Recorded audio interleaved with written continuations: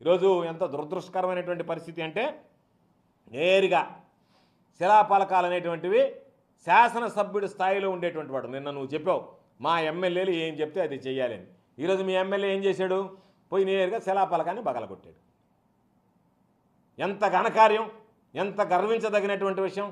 గతంలో అభివృద్ధి చేసినటువంటి శిలాఫలకాన్ని సాక్షాత్తు ఎవరో కాదు, నేరుగా ఎమ్మెల్యేనే ఒక సమిట్ ఎత్తుకుపోయి ఆ శిలాఫలకాన్ని కూల్చి అతి కష్టం మీద పాపం దాన్ని కూల్చొచ్చాడు. అది మీ ఘనత. నువ్వు నేను చెప్పినటువంటి దానికి వెంటనే ఆచరణలోకి వచ్చింది.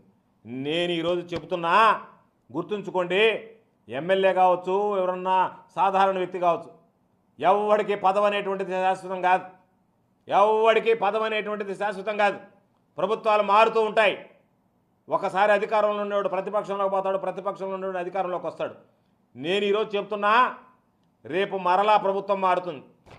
చంద్రబాబు నాయుడు మళ్ళా